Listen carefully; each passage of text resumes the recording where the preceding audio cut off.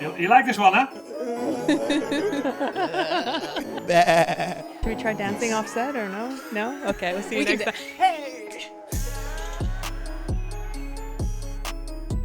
What's going on, everybody? It's your boy Elisha here, and welcome back to another episode of Through Ball. This is episode 4, Cuatro, and listen, I must be a moon because I'm surrounded by stars.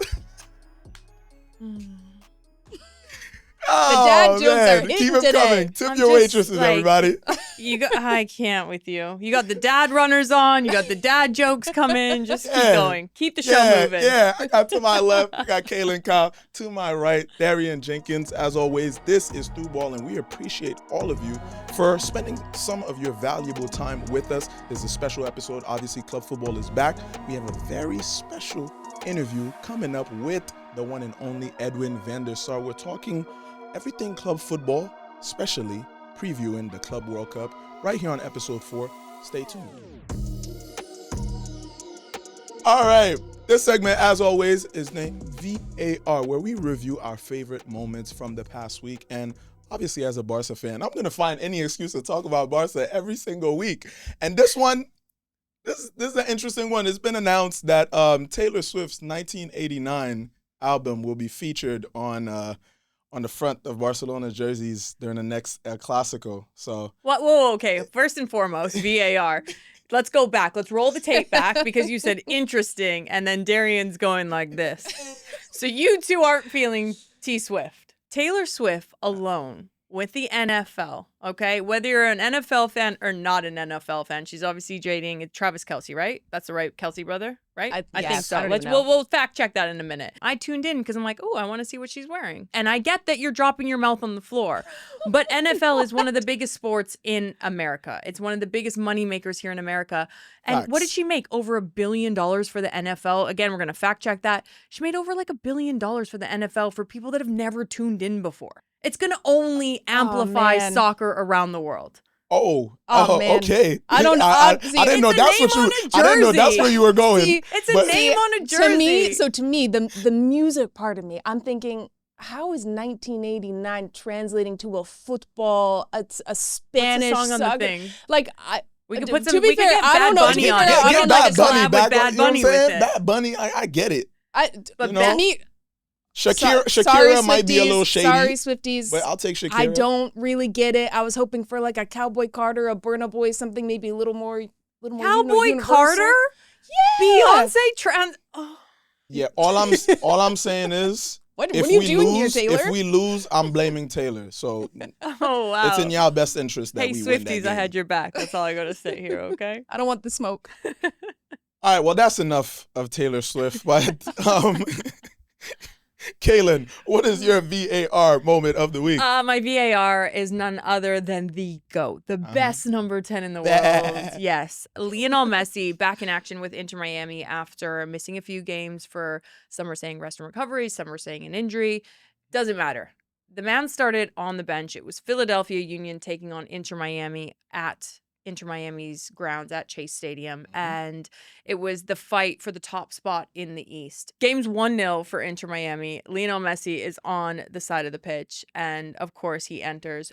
It took him just 2 minutes to get on the goal sheet, and just almost demoralizes the back line of Philadelphia, toys with the goalkeeper, and it's something that you watch from when you're playing FIFA on the weekend with your friends with a glass of wine. Like it's normal now, He's but a it's cheat still code. not normal. Like, I'm like, are you alien? Are you a robot? Like, it does not make sense to me.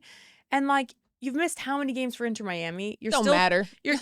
You're still top of the table. You still have a game in hand. You're still the leader of the Supporter Shield after Cheat match day code. 6. It's a cheat code. It's insane. It's absolutely insane. What do you rate his haircut though? Messi's haircut. Messi. His new haircut. You know what? I like it because I feel like Messi's he's in his villain era right now. I think ever since the World That's Cup. a villain haircut? I think it's a villainous I think cut. his barber gave him a villain haircut it's- for sure. it's He was definitely- being the villain. It's definitely a bully haircut. Like you hate to see Messi coming at lunchtime because he's gonna take all your money. But yeah, I feel like he's just been on that type of energy since the World Cup. Like we're seeing the the humble, nice, timid Lionel is gone. Yeah, he's got some So spice now. You know what I'm saying? Even in the game, he's he like doesn't backing care. up onto a defender, and he knows what he's doing. He's like, I know in 2.5 seconds, the ball's going to get thrown in. You're going to come through the backside because I've gotten under your skin, and I'm going to get a free kick. Yep. X, Y, and Z falls into place, and he gets a free kick, and he laughs. I love how he's so small, too, but him, like, backing up and turning and going... Yeah. And then cooking, like, oh my God, Crazy. he's unstoppable. Darren, what's your VAR of the weekend? My VAR of the weekend is I'm gonna take us over to Norway. Okay. Hey yo, let's go Are to we Norway, getting on everybody. his plane or no? Can we all fit? Come on now. Come on. I have a Boeing 2675.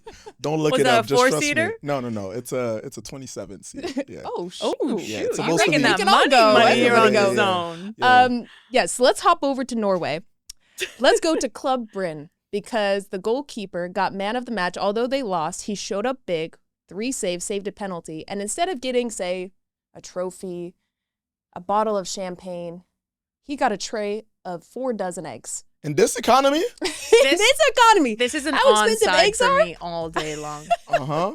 I'm going to my hair and makeup artist. She's got chickens in her backyard, and Yep. I'm like, can you bring me over a dozen? Because Yeah. what is it? It's like $12 It's for a flight of expensive as hell. eggs.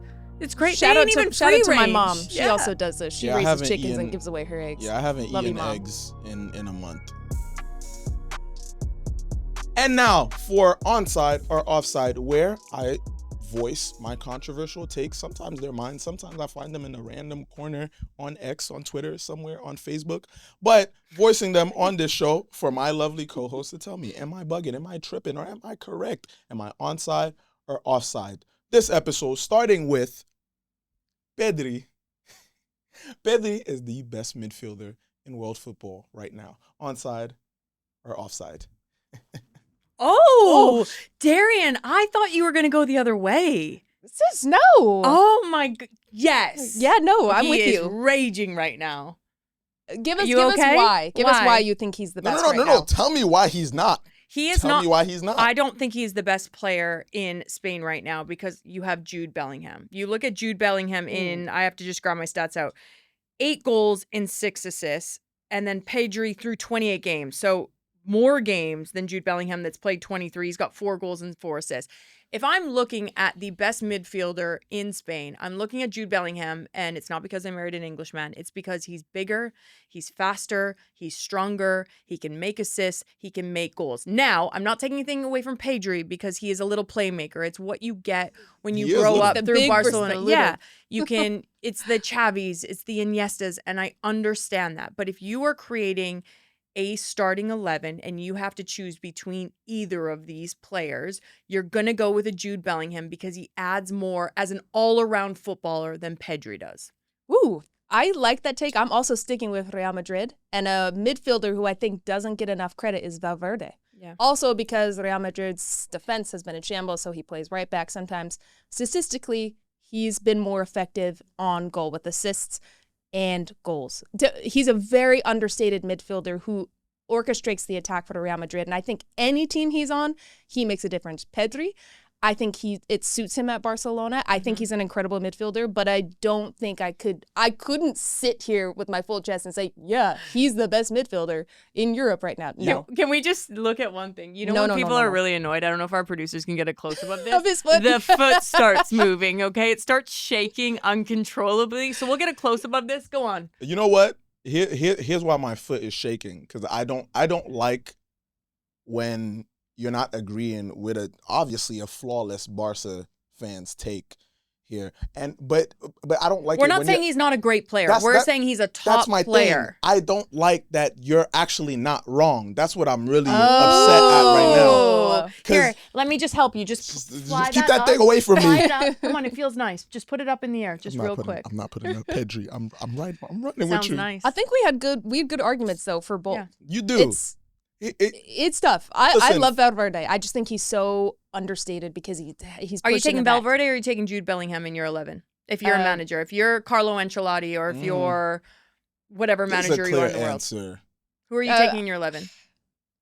I think I'm gonna take Valverde. No, because you're he not. can do bugging. it all. No, he you're can not. do it to be all. Jude. He No, can do you're it not. all. It has to be Jude. Wait a minute. Why are we overtaking this conversation about a You're Barca the player one. You're with the two one that Real hasn't Madrid given us players? you have not What's given us going on here? anything on Pedri yet. Can You I haven't just- said anything about Okay, Pedri. I said you guys elaborated so eloquently. Okay, why he may not be the best midfielder I don't in know why world you're football yelling right at now. us.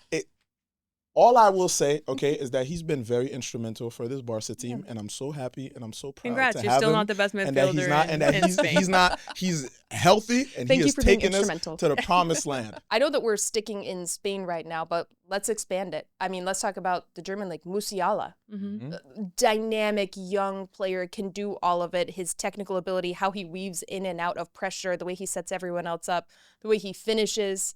I mean, he's also a player that I think you can't write off against Pedri. Yeah, true. I think if Rodri as well, you can throw him in the mix if he's healthy and he's fit. You saw what he did for so many seasons with Man City and just how instrumental he was with them, with their success of winning the treble last year. Obviously, this year you can see what he is really Massive meant to that drop-off, team. yeah. The Man City has completely fallen off, and it's because he was so instrumental to that team. So I think there's a lot of great midfielders in the world of football. So like you said, Martin it's kind of Odegaard to for discretion. Arsenal Yeah, also. love Yeah. Odegaard. Odegaard's a Imagine good being shout. Real Sociedad and then watching him come to the EPL and being like, what did we do?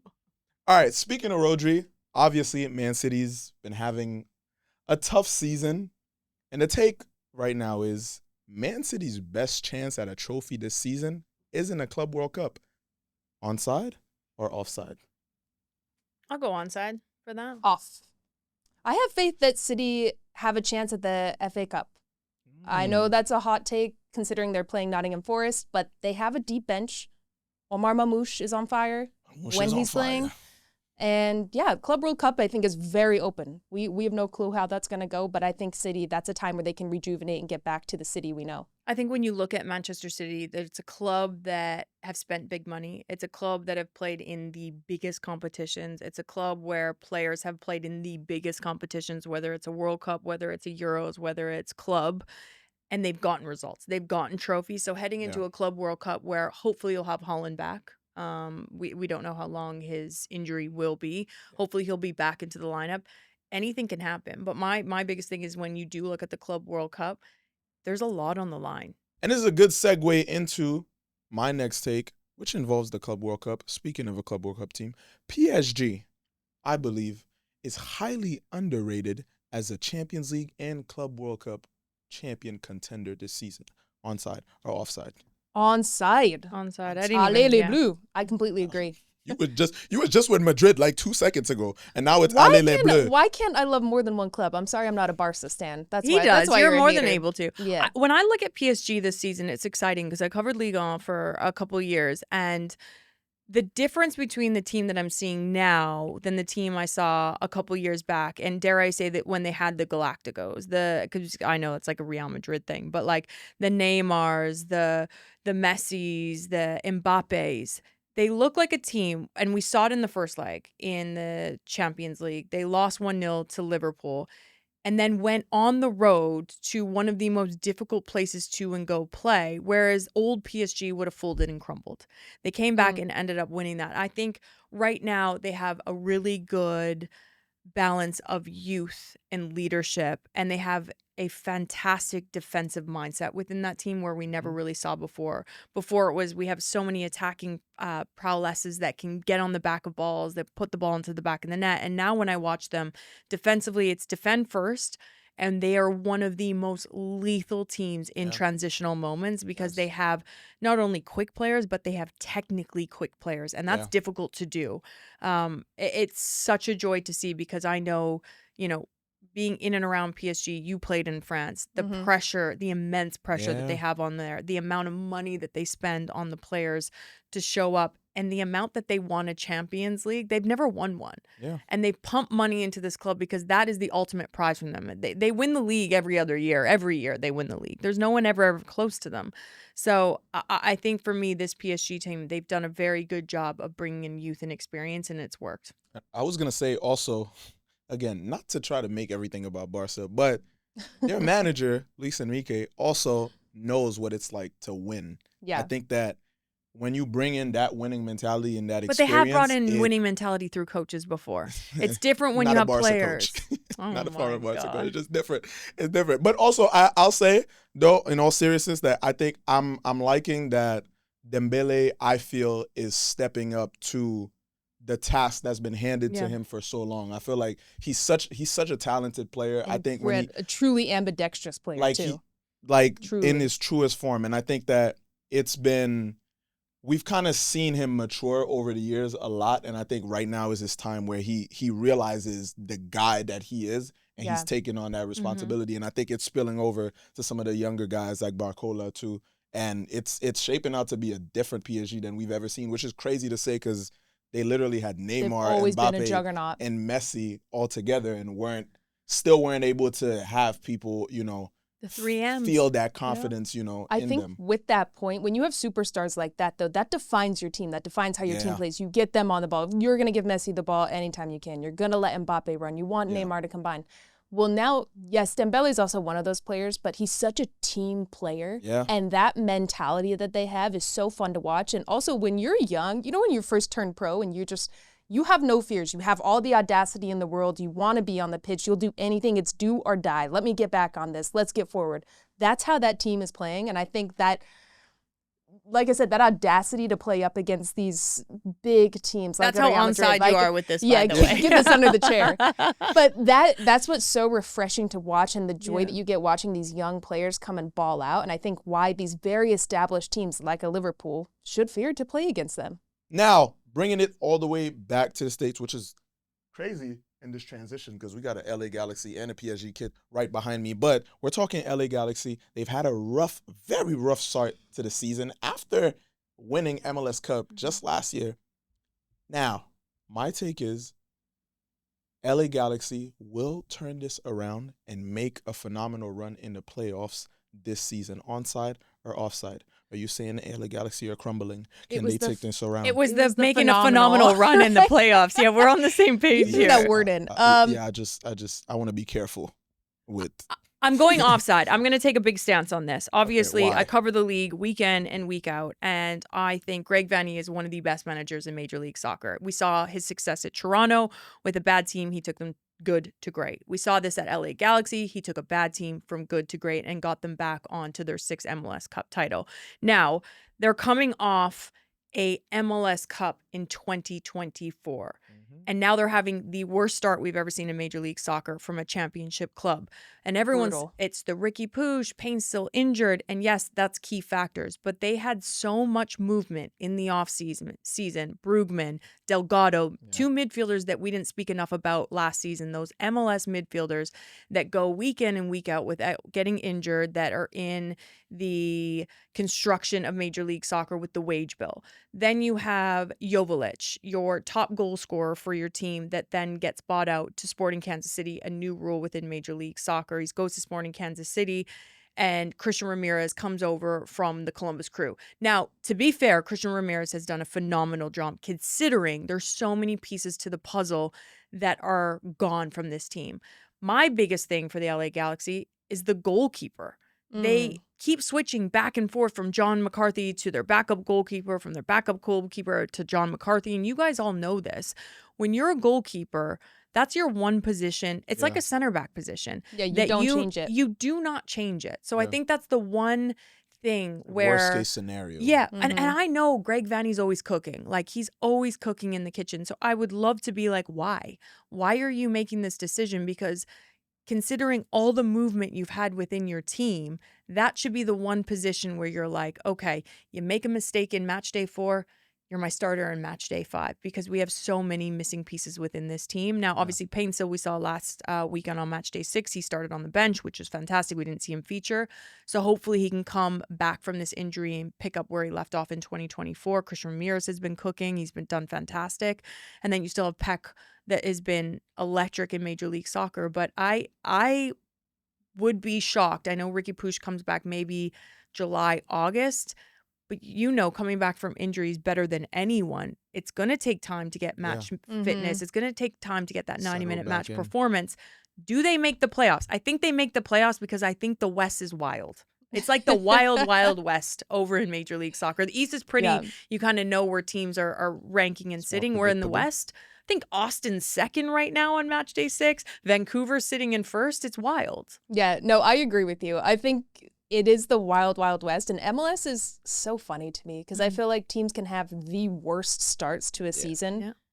And kind of come out on top later, like mid-season, and then Atlanta United last year. Everybody Knocking makes off it. Inter Seems Miami. like there's such a Yeah. big pool for playoffs, so I'm gonna say they make it. Well, that was Onside or Offside. Let us know also in the comments. What do you think? What are your takes? What are your opinions? Do you agree? Do you disagree?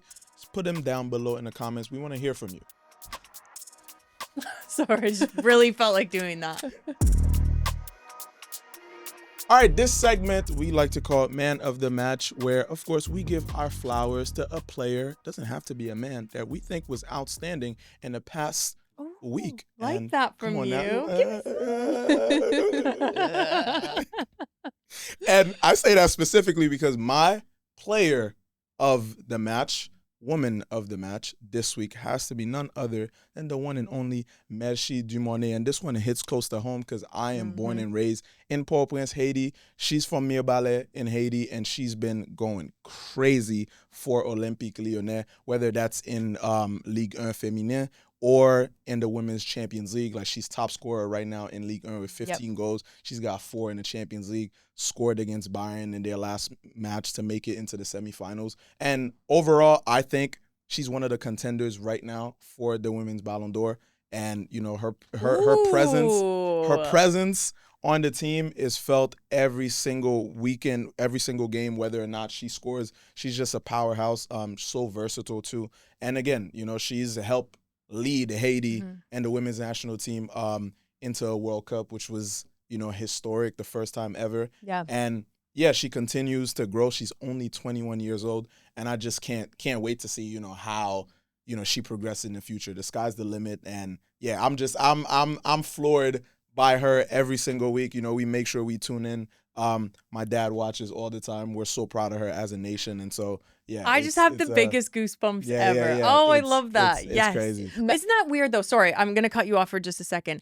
I couldn't love this anymore because it doesn't matter if it's male or female or whatever you represent. If you can touch a part of the world of where you come from, like you and your dad are tuning in to women's football. Like for us, like I grew up in a hockey family, very, you know, Saskatoon, Saskatchewan. I grew up with men at the rink, half missing teeth, scars all over their face. So my idols were like Wayne Gretzky. Yeah. I didn't have female role models. And now like I tune into games. I have a 6 and a 4-year-old and we're watching, it was the Olympics when the Canadian women's national team won the Olympic gold. And my kids are screaming like, can we get a Christine Sinclair jersey? And I'm like, hell yes. The world is like, we're going in the right direction. And I'm like, I'm so proud to be a mom of boys now where it's like, you can support women, you can support men. It doesn't matter. Like you can literally look at anyone in the world and be like, I want to be them. And I just think it's really cool. And it's like, we're starting to flip the script. I know we're a long ways away from it. I understand that.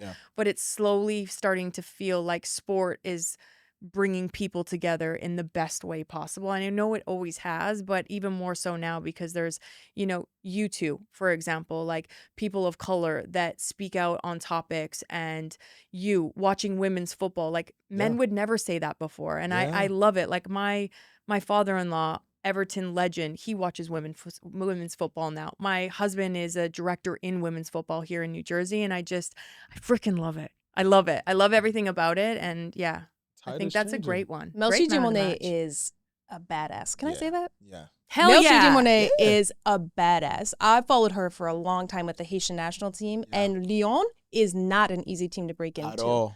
You have Diona, you have Hegerberg, you have so many players on that team that just ball out. And for her to make herself a starting player, whether it's in the 10, whether it's on the front line, and she scores goal and is so effective and humble at the same time, and everything she represents. You know, we're in New York. There's a lot of Haitian people in New York. How many people I see in Dimone jerseys? Yes. It's so dope. She's an incredible player, so I love that show. Yeah, and really becoming a symbol for our nation too, because obviously there's so much going on in Haiti, but to have kind of like that role model, that shining star, that role model that just gives you something to look forward to is incredible. But we need to get her jersey. Come on, hey, listen, Come on. Come on through ball. I'm just saying. Yeah. I'm just saying. We should have it on through ball. I'm just putting it out there. But I like it. I like the show. You know, what were your outstanding players of this past week, Darian? I will take this. We don't have a Real Madrid kid up this week. Damn. Oh, great. Damn. Sorry. That's okay. I'm going with Mbappe tying Ronaldo for his first season with Real Madrid. 33 goals. And to me, it's not just the amount of goals, of course, but look at all of the great players that have come through Real Madrid that didn't stack up to that mounting pressure that coming and playing for that club takes. James Rodriguez. Who else? Eden Hazard. Yeah. Huge players, huge fees. I mean, it was a massive deal that couldn't mount that pressure. And Mbappe has come in with all of the doubters, all of the haters, a stacked front line, and taken it in stride and led the team nonetheless. And I think that's what separates a really good player to a great player. And so he's going to go down in history, I think, as one of the best players of our generation that we're so lucky enough to watch. And he even has Ancelotti saying, yeah, he can be like Ronaldo if he keeps this up. I think he has that in him. Do you think he can? I absolutely think he can. Yes, he's a different type of player, absolutely. CR7 is CR7.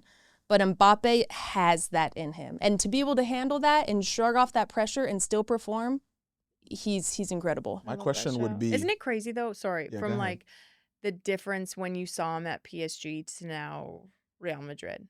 And, like, the difference from, like, 2022, the FIFA World Cup, the final, and just how he performed there. Like, I love the evolution of players, but I also love the evolution of a player. Of, like... Sometimes a club might not be the right fit. Sometimes the managers are not the right fit. I mean, how many different teams that did me and you play on? I think I played on a lot more different teams. Just don't Google it, okay? But it's just, it's when you have a manager and when that confidence, and like you just alluded to, when you evolve as a player and maturity, it's really cool to see. And we all knew Mbappe was going to be a phenomenon, and he is doing that at Real Madrid, one of the best clubs in the world. Sorry, Barcelona is as well. But it's such a good shout. I love it. All right, let's go from Spain to Germany, shall we? Let's get on your flight. Is your flight, or are we even flying? Do we have stewardess? Like, do we? We're on the bus at this point. We ran out of jet fuel at this point. We're like Fred Flint's doing it with like our bare full on. It's a well-oiled machine, but there's only one work. I'm the pilot. I run the whole thing. I pass out the cookies. That's why there's 27 and seats. The water. Yeah. It's a lot of seats, but it's just me. All right, let's jump over to the German league. I'm gonna jump on your flight. Get over to Germany because there's been reports that Thomas Müller potentially may not get a contract extension after an incredible career with Bayern from 2008 to 2025. 742 appearances, 247 goals, 273 assists. And here's the kicker, 12 league titles in the Bundesliga. I mean, it doesn't get any better than that. And for me, when I look at a player like this, I look at players at, Messi at Barcelona, Sergio Ramos at Real Madrid, club legends that will PK at Barcelona as well. Players that will go down in history as not only some of the best players in the world, but the best club legends in the world. And I think he has epitomized that at Bayern, of not only what he's done on the pitch, but what he's done off the pitch. Interviews that he's done. He's just such a likable human being. And then put all those accolades aside to see what he has done for Bayern and the amount that he's won for Bayern Munich is truly incredible. Obviously, I think everyone, the fans included, players included, would be devastated to see him leave. But us over here across the pond, come on over to Major League Soccer. I would love this. We need that MLS plug. Yeah. I mean, I would love to watch him stateside. Hey, LAFC, Olivier Giroud hasn't stepped up as of yet, so we would love it. We'd love a striker over there. I mean, honestly, I know I'm joking around now, but again, it is reports potentially his contract is not getting renewed or extended. It's sad to see. It's sad to see a club legend, not be with their club anymore. Not just for the club, just for Germany overall. He's one of the, and I just had to Google it. German Ziege. That's GOAT. Nobody got it. That's what you were typing over there. Duolingo. And yeah, I had to Google it. But no, yeah, he's one of the greatest players that Germany has ever had. And now thinking about it, what trophy hasn't he won for, what possible trophy hasn't he? He's won the World Cup. He's won everything possible with Bayern. Yeah. Highly decorated player. I think he's one of those players that it's so rare that they stick with a club for so long. Yeah. From your childhood. The last of a dying breed. Truly the last of a dying breed. We rarely see that anymore. And to go out this way, yes, it's so bittersweet. I know we don't know for sure yet, but if he is, it's so bittersweet. But what a way to end your career in Germany. I mean, that's what dreams are made of, to ride with a club that long. Ladies and gentlemen, this is your captain speaking. I love saying Hate that. that I laughed. We're going around Hate that I laughed. No, you don't. You love it.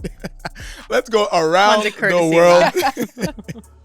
We're going around the world and previewing, of course, the Club World Cup, and speaking about some of the leagues that, sometimes just deserve a little more attention, a little more shine. And I gotta say, I have to talk about the Brazilian league, which is officially back last week. The final of the Paulista, where Corinthians won, and of course giving a shout out to Memphis Depay, who seems like he's loving it over in Brazil. But smashing it. We got 4 Brazilian teams in the Club World Cup. We got Flamengo, Botafogo, and Palmeiras, who all started the season with some draws. They're sharing the points, but it's okay. We have a long season ahead of us. And unfortunately, Fluminense dropped points and lost 2-0 to Fortaleza, but a very, very exciting Brazilian league season upcoming. I think that when Neymar comes back from injury, with the noise that Memphis is also doing, I think it's going to be very, very entertaining. I'm looking forward to watching a lot more of the matches. Also, this is a shameless plug. Memphis is not paying me to say this, but his new EP, y'all got to go listen to it. It's fire. It's fire. It's fire. He's showboating. He's stepping on the ball. He's ruffling a few feathers right now in Brazil. He's getting his hair braided in the favelas. The boy is wavy. I can't lie. But I'm excited to see what the Brazilian league has in store this season. And yeah, it's just seeming like a fun time right now. I'm excited to see them in the Club World Cup, because I think the Club World Cup is such an unknown to everyone, because it's the first time. It's a history-making tournament where all the top clubs in and around the world will be facing off against each other. And I think if you look at Brazil, you've been to Brazil, you've watched games in Brazil, this is a mark for not only the community, but the players and the fans to say, we are the best team in the world. We're better than Manchester City. We're better than Real Madrid, which for them is more than anything. It's those bragging rights. So I think a lot of it, when you go in, you're like, who's going to win it? I think the underdogs right now are these Brazilian teams heading in, 100%, all 4 of them. And I think I cannot wait to watch and tune in every single game, because I think that they are going to prove and to show us, like, we need to be tuning into this Brazil league.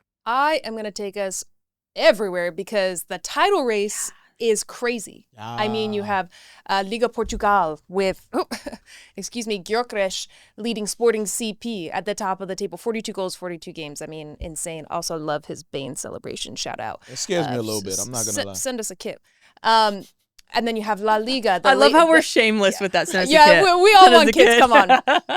No, seriously. We'll rock it. I like to style them. Come on. It could be fun. But La Liga, I mean, Liga PSG's got it per usual. But the title race is tight too. Bundesliga. Wait, hold on. You just went past La Liga and didn't say I mentioned it twice, and I was waiting for you to jump in. You didn't. I know. Okay, it's Barca. Barca's on top. Okay. Go on. Cut. Bundesliga as well. I mean, everywhere it's so up in the air, and I cannot wait to see what's going to unfold in the next coming weeks. Speaking of unfolding, over in Manchester, Ooh. I think that's been like the history when you look at the EPL, old history and new history with both of them. Obviously, the new history is Manchester City coming off a treble, but coming off a slow start and a rough start to this year, ending on a rough start as well. Erling Haaland picking up an ankle injury, which is devastating news for them considering Rodri's out, already being injured. And then just the turmoil that Manchester United's been in for the last few seasons. And I almost feel like it's the new guard changing, if that even makes sense with Manchester United. I feel like it's starting to come back to, okay, we realize we're in a really difficult situation. They've changed a lot of things. They've got rid of a lot of players. They've got rid of ownership. They brought in new managers. So the derby on the weekend, I feel like it's one of those games where you go in and it could be the kickstart of the new Reds, if that makes any sense to anyone tuning in here. But we've been those players where you're on the bottom of the league, you're not with a great team, or you've had a really difficult couple years, and it's a game, it's a moment, it's a player in that 90-minute match that completely turns around not only your season, but the new history in which the club wants to go to. So I'm so excited for this. And if it's any time that Manchester United can do it, it's against this Manchester City team on the weekend. I will say, Ruben Amorim, I love Ruben Amorim because he's kind of like, you know what? You're going to play my style. You're going to give 100%. And if not, cool. You can ride the bench. Actually, I won't even dress you. You do not have to dress for the game. Don't worry. Mm-hmm. And I'll find you another club to go to. And I think this is a big changing point with the turn of the guard. This is a big test. Like, are you players going to run for me? Are you going to track back? Are you going to capitalize on these chances? We're not just going to rely on Bruno Fernandes anymore. Everybody else has to step up. So I love this. It's the perfect test. I'm hearing a lot of love coming right now for Manchester United. So are we saying? I think it's a good test. What's the predictions? Let's do predictions. All right. What are we saying right now? I think it's going to be high scoring, actually. I'll go 3-2 City. Wow, City. I do. 3-2 City. I still think United After all Old of that? Trafford, though. I think United still need to grow. I still think there's a lot of holes in that back line. Go on. Damn, she just called United Swiss cheese. I think 2-1 United. 2-1 2-1 United. United? 2-1 United I is think fair. this is a turn. I think it's one of those games where it's like you go in and it's that underdog mentality of we're at home. And I think it's an opportunity for this team to turn things around. And what a better opportunity to do it against a team that has been kicked down and battered as of late. I think United, it's your time.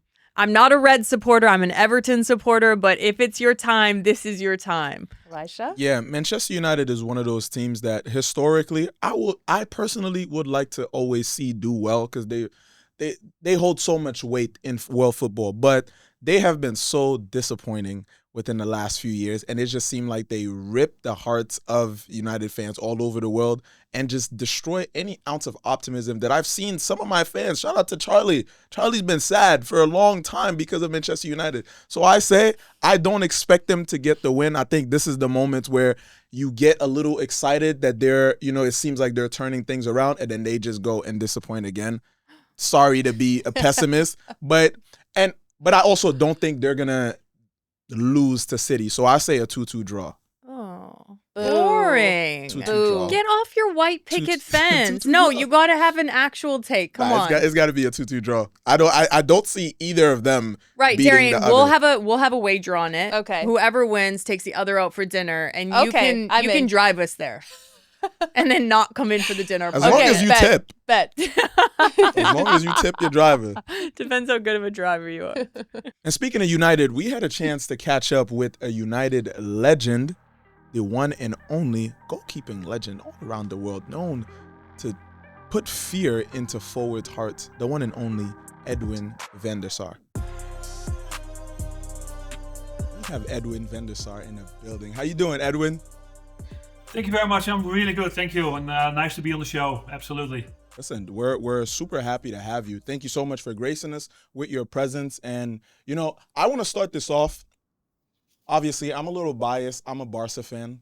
And being a Barca fan, one of the footballing legends that's influenced us so much over the years is the great Johan Cruyff. And you being, such a legend in, for Dutch football, I feel like there's a whole generation right now that's going to grow up and might not know the significance of how important Cruyff was, especially, to Dutch football as he was, to Barcelona as a club.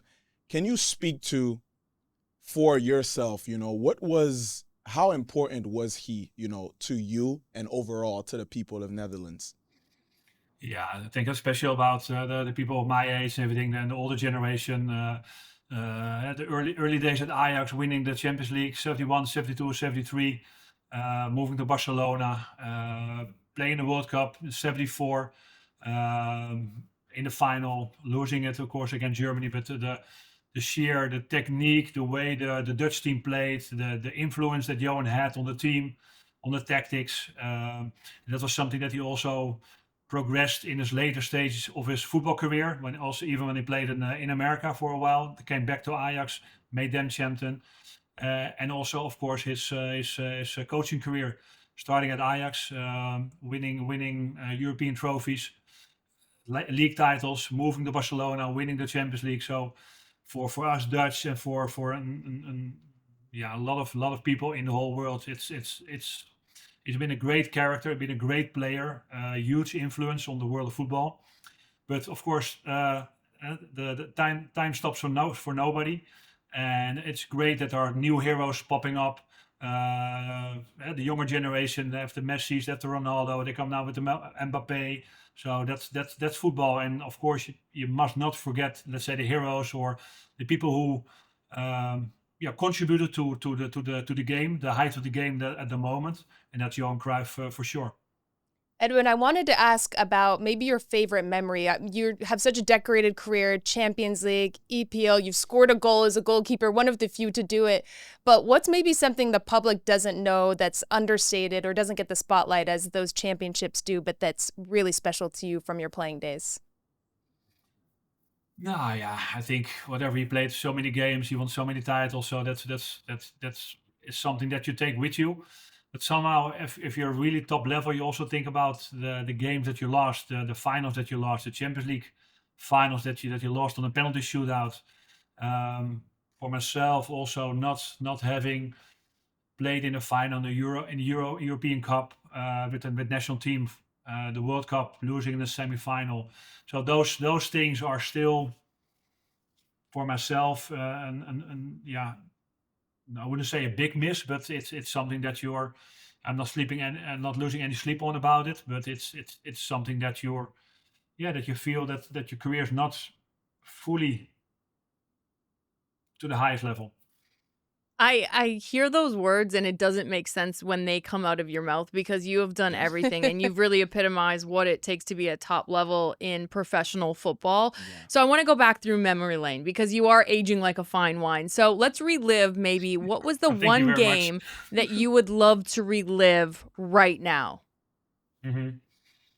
Yeah, maybe that we lost a semi-final in '98 against Brazil in the World Cup in France. The year after, 2 years later, we played the semi-final of the Euros in Holland. The stadium was completely packed with orange people all over. The vibe in the country was incredible. And then we played against Italy. After 30 minutes, they played with 10 men because of a red card. We missed 2 penalties in the game. Extra time, lost on penalties. So playing a major final in your own country, in your own city, in your own stadium. So that was for myself, the game that I would relive, and hopefully a different ending, of course. No, absolutely. And as we relive through some of those moments, I feel like when we think about the goalkeeping position throughout history, it's always been associated with, really high pressure moments. And so just reliving your career right now for a little bit, what's been a moment, or like maybe even before a game, where you've, thought about the next day and maybe you can't really sleep because there's this forward or that winger that has to, shoot at your net the very next day? Like, what's been the highest pressure that you felt, throughout your career, maybe for a specific competition or against a specific player? Yeah, I think in general you have stages in your career. When as a young player, you get a chance. You come into the team. You're only busy with yourself.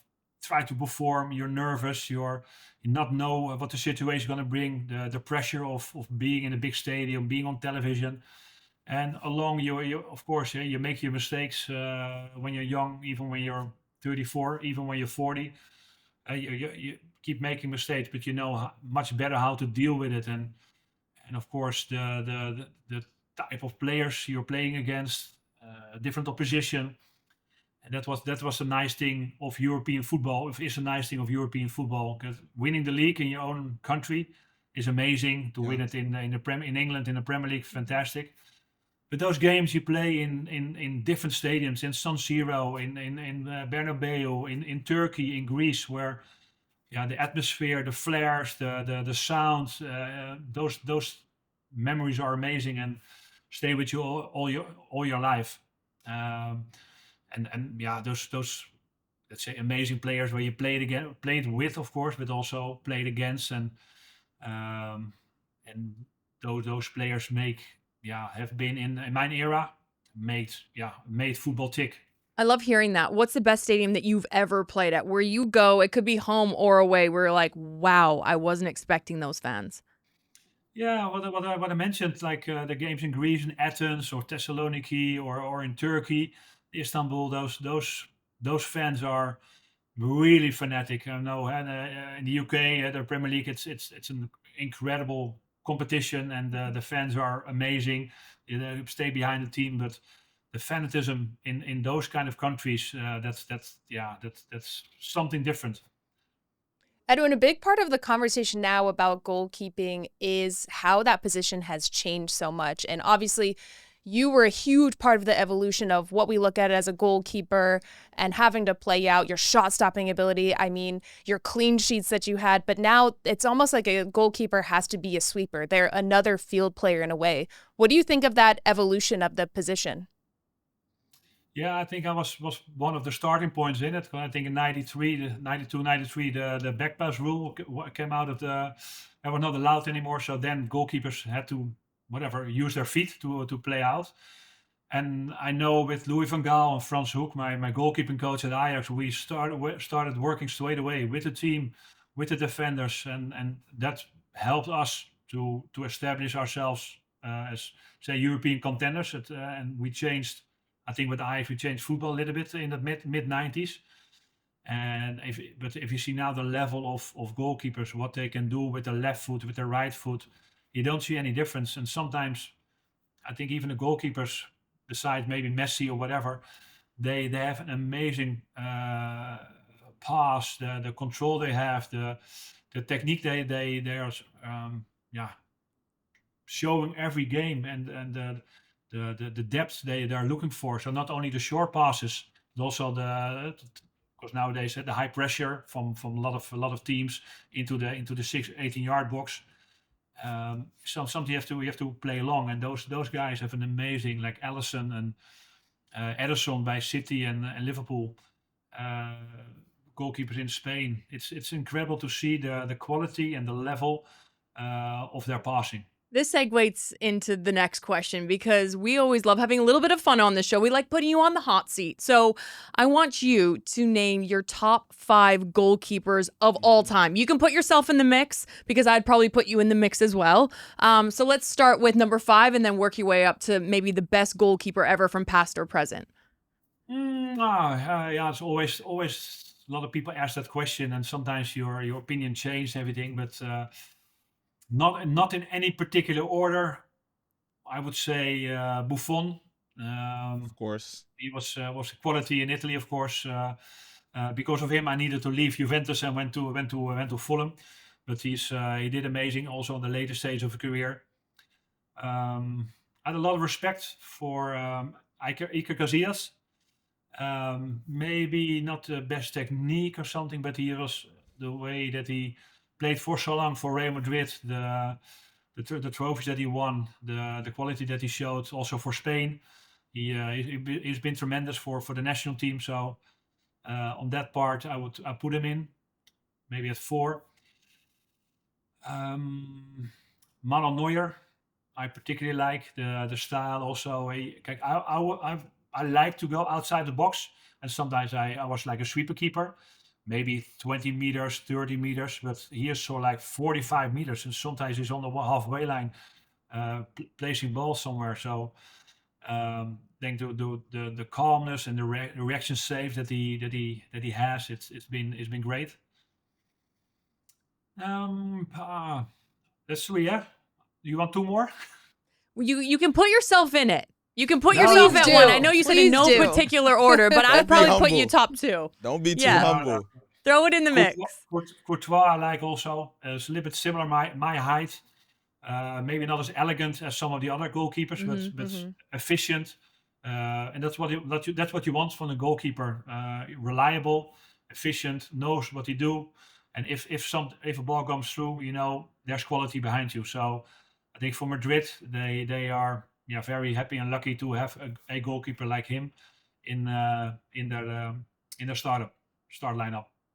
One question that I have for you, as you speak of, there's a few goalkeepers here that you mentioned maybe not having the best or the prettiest technique, but a conversation I've heard a lot all throughout my years of being a football fan from pros is that there is a technique to saving penalties specifically. I think that it's all luck. I don't think that there's a specific way of there's like a specific He's technique shaking his head at you. of saving penalties. So can you kind of debunk that myth for me or prove me wrong right now? Is there a technique to saving penalties, or is it just luck? Listen, I wasn't that great, especially the first, let's say, 10 years of my career. I lost more penalty shootouts than I won. And that costed me, let's say, a final in a World Cup or a Euros. And Okay. of course, it depends also on your fellow players to score the penalties. But it's sometimes it's not luck. I think nowadays you have so much data, all the video inputs that you can get, and of course, at the end you have to try to make the penalty taker nervous. But they're so well trained nowadays, so it's almost impossible to. And also the referees, they are really on the case of the goalkeepers. In the past, I know if you remember maybe how Jerzy Dudek saved in the Champions League final, Liverpool against Milan, he saved a penalty. And I think he was on 4 meters out of his line. Yeah. So nowadays, referees and VAR doesn't really like goalkeepers, so they punish them all the time when you leave a little bit early from the line or you move too early away. But it's I've read a very interesting book last year of a professor, a Norwegian professor, about the art of taking penalties and saving penalties. What you need to do, which aspects are there, and you see it more and more that players are taking more time. Let's say when the whistle from the referee go. In the past, they ran and tried to kick the ball as quickly or as hard as possible to get it out of the way. And nowadays you see them wait 6-7 seconds. Taking a breath, do it on their own pace on when they want to take the penalty. So it's getting more and more an art than just a game of luck. I wish so badly we could have a whole episode where we bring up controversial penalties and have your take on it, because it's been so prevalent with Atletico VAR, Madrid. right? Yes. Right? But last question. Obviously, we're covering the Club World Cup, and we want to know, who do you favor to make it to the top and take the trophy home? Yeah, of course, it's going to be an interesting. I've worked in my role I had with Ajax and also at the ECA. I worked a lot trying to get the Club World Cup up and running, and it's great that it's coming to America. 32 teams. Of course, maybe the European teams are let's say the better players are playing in Europe. And of course, I know in the US, football is getting hot. South America, it's always great. Brazilian teams, Central America, delivering good teams. So I think if let's say Madrid and maybe I say Paris Saint-Germain, I was really impressed the 2 games they had against Liverpool. The way at home when they say unlucky lost in the last minute, but also the game they ran the luck a little bit at Anfield a couple of weeks ago, but they are proving and looking more like a team that can win a major trophy also. Edwin, I have to ask you, because these two always show up. They're dressed to impress. They have the best jerseys, the best flair. I'm always just plain Jane. Do you have some jerseys around there? Like, what is your most favorite jersey that you have? Or because we saw a couple before we started to air. The one behind here about my shoulder is my my Champions League jersey from '95. So that's about almost 30 years old with my gloves. Is that the one? Is that the one that you're sending to me? That's the one. We could talk about it after. It's okay. We can do it off Let's camera. talk about the fee first for the next episode. I sent you one of the jerseys. Fair enough. No, yeah, I've been responsible also for the marketing at Ajax, and we had a couple of great collaboration with Adidas, and I think the one that really sets out, like of course Ajax is red through the middle, white, but the one that set out is I think the. Oh, we got it on the side. Yeah, let's see it. Let's see it. For what I really was an amazing shirt, like the Bob Marley one that we. Yeah. Sick. But That is I know my nice. Jamaicans are gonna love this one. Yeah. Oh, I love that. Oh, so cool. So yeah, for us it was like the Three Little Birds Yes, jersey. sir. Our fans, the Ajax fans, they all sang this song just halftime when the halftime is finished, when the players come out, and then it's about a thing now for like 13, 14 years. So it has been an incredible hit for ourselves and also for soccer fans all over the world. And I remember myself that year I was in Miami on holiday with Christmas. And in the shopping street, there were a couple of sports shops. So some was really, only jerseys. And I walked in and I saw the Ajax jersey there. I said, "Listen, you have the Bob Marley one also." Oh man, that one was out in a couple of days. And Yeah. and by the way, you look familiar. Are you Edwin van der Sar? Yeah. Yeah. Yeah. Whoa! So it was. Oh, cool.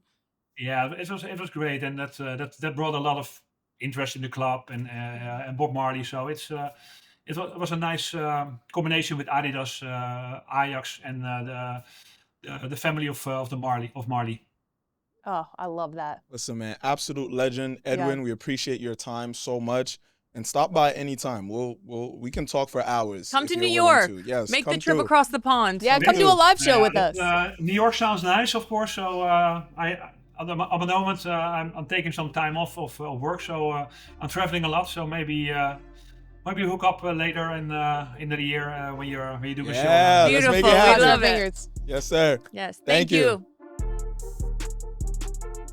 So as we wrap up this episode, obviously, we always like to take some time and extra time to just whiff off and give you a little bit more than what we spoke about throughout the episode. Any little bits of crumbs, right, that we forgot about. Kaylin, what more do you got to tell the people? What more do you have to tell us? I got lots of crumbs. I've been eating that crunchy bread that everyone loves on a Sunday morning. Little bacon, little cheese in there, watching the football matches. Phil Neville. Ah, I mean, Friend all of I the have show. to say, friend of the show. If your team is struggling, not that Phil's was, but if your team's struggling, come on the show. We got that lucky charm. Sunday Night Soccer in Major League Soccer, a 3-1 victory for Phil Neville's men at home at Providence Park. Back-to-back wins. They've scored 6 goals in the last 2 matches, sitting in 6th in the West. Considering how it went last year, defensively, they were all over the map. So speaking to Phil Neville, it was so nice and refreshing. He said, look, we know we have to shore things up at the back. They've done that this season. Yeah. They've lost key players, haven't filled those roles as of yet, but big players stepping up in big moments for Portland. And I love seeing the success of him because I worked with him at Inter Miami. He was obviously the head coach there. I was the pitch side reporter, and he just puts everyone before himself. So to see him do well at Portland, where the heart of the city is the heart of the stadium because it's in the center of Portland. People train, they bike, they take the train that stops right in front of the stadium. Yep. It was electric. It was raining. It was under the lights. 3-1 victory. Well done, Phil Neville. Well done to the Portland Timbers. And we haven't got any jerseys yet, so that's the only thing, Phil. If you're tuning in, what is going on? This is now 2 seasons in a row. Other than that, well done. come on, make it happen. This is our selling point for anybody to come on through ball. You come on through ball, you win. That's what happens. Darian, what you got? Yeah, let's go over to Serie A. Guys, the one thing I predicted correct last week happened. Juve got a win, finally, against Genoa. Igor Tudor's first game with Juventus as a manager. It was a massive, massive statement. He finally got the best out of Vlahovic. Well, okay, he got more out of Vlahovic, and he got a goal from Yildiz. And I think the combination between the two, Vlahovic made a tackle, the ball pops out to Yildiz. Yildiz does his brilliance, cutting and chopping on the ball, brilliant finish at the end. But this team finally had that fight in them that we're used to seeing from this Italian giant. And he even said after the match, like, yeah, we only had 3 days of training, but the boys worked hard. You saw that they were enthusiastic, and we can't wait for more. He's just very cut and dry. It's about having pride with the badge on again, as opposed to just playing for a big club. And I love it because I think he'll get the most out of the players, and I think it'll make up for some lost time. Sometimes the bounce back from a manager either stepping down or getting sacked it's not refreshing, but it's almost like a clean slate for players, that it's just like you don't walk out onto the pitch with like those heavy shoulders. And I know that's so weird for me to like try to explain to someone, but like it's as if someone's taken that 20-pound weight off your shoulders and it goes from here to like, okay, I can finally breathe again. And again, it does, sometimes it doesn't have to do with the manager. It's just that weird pressure when you aren't doing well. It's like a new energy within the stadium, in the locker room, within the fans. And well done to Juve. Obviously, Weston McKinney with Juve, our little American legend. Yeah, shout out to our Americans. Yeah, it's cool. And Tim Weah. Shout out Tim Weah as well. Yeah. But I think as well, having a club legend come be your coach, I mean, when that happens, you have a different respect, a different responsibility to come and show out on the pitch, and we're finally seeing it. I'm riding for Juve. Suddenly. Listen, since we're reminiscing about players that we spoke about in previous episodes and talking about a breath of fresh air, that boy Anthony, man. Listen, he's the shining star right now for Betis. Waving the flag around, too, after the match in front of the fans after beating Sevilla. Wait, did you see all them dancing at the end? Like, and the players coming out saying, we need the fan support to donate money to keep this man we need here. to rally like, money. Isco saying that. The vibes in Betis are sick. In Sevilla, we need to go. Can we take DAZN on the road? Take us to Sevilla, because that the road. I've heard that stadium is unbelievable. Yes. I know a couple players that play for Betis, and they're like, it's like second to none. And they've played for Barcelona. They've played for big clubs. Yeah. And to see that stadium like popping off, babies there with like paint on their face, I'm like, that's where we need. That's our first road show if we get it. Yes, we're going to Sevilla. Listen, and Betis has always been one of those teams that put pressure on the bigger clubs in the league and just on teams all across Europe, period. But right now, again, the energy that Anthony brings, because he's such a character, he's such a personality too, and he's actually performing now. And I think game after game, he's gaining more confidence. You know, obviously things didn't go as planned for United, but it just seems like the real him is playing. And at his fullest capacity, everybody's on board. Everybody's dancing at the party. And so I feel like we should end the show with like a dance. We should. Yeah, come on. Are we gonna do a dance? What's like the What's like, you gotta show us.